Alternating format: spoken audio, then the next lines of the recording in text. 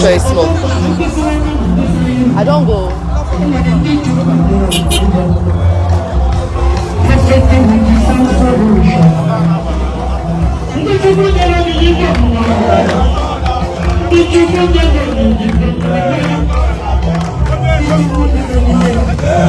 Good day, sir. We are the official media people for Zion Ministries, myself and her, and the cameramen, just two cameramen. Should I identify them for you? No, because I know they will stop people from recording, that's why I'm informing you. Yes, sir. Thank you.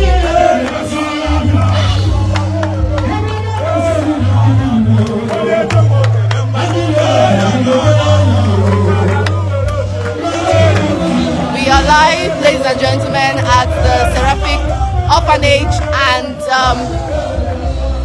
Elderly People's Home, and the governor has just arrived. Governor's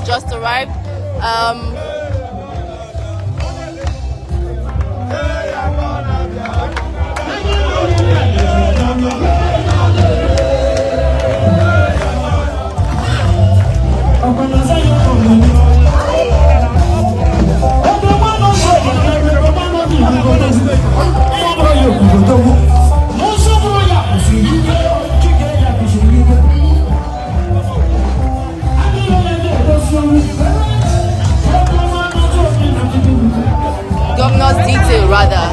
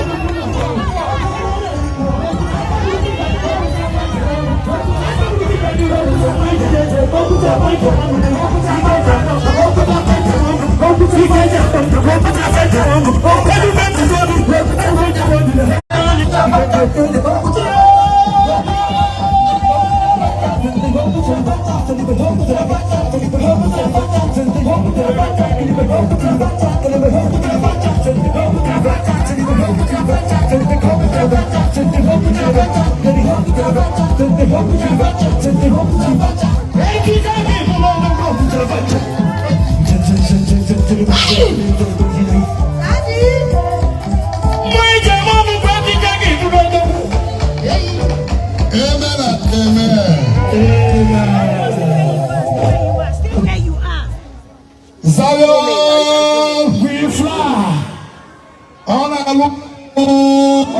Yes, sir. I are called to very soon, Ogua. With a microphone. Kenecha ndebere abia. Then I show photo. Then I have a call to all ribbon mepe. Then I will not pray for you. In how many men mother. Amen. Only one more time. Yes, sir. So I need share. I cannot show for that. Obviously, court to all ribbon. But here, how many in a state here? Here, I move on and this in every no. All those papa and mama no chana village di iche. They want a little hanya. He everybody ya mozi in a phone. Why na onye di otu a makweba. Aye je potea. Ade treat here na enyi na treat here no long until ruo mgbe oge Yesu. Anya chozie ka enwe ya ata afufu na ala Igbo ọsọ. And their treatment will be free. They will be living here free, 24 hours electricity. And the mother babies, Emana, a very big two building. Most of you are home or the other one.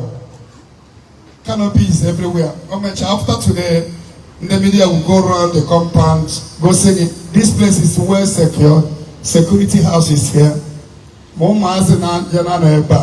So everybody is Hunda and Amu to Fubiko make I Maya Papa.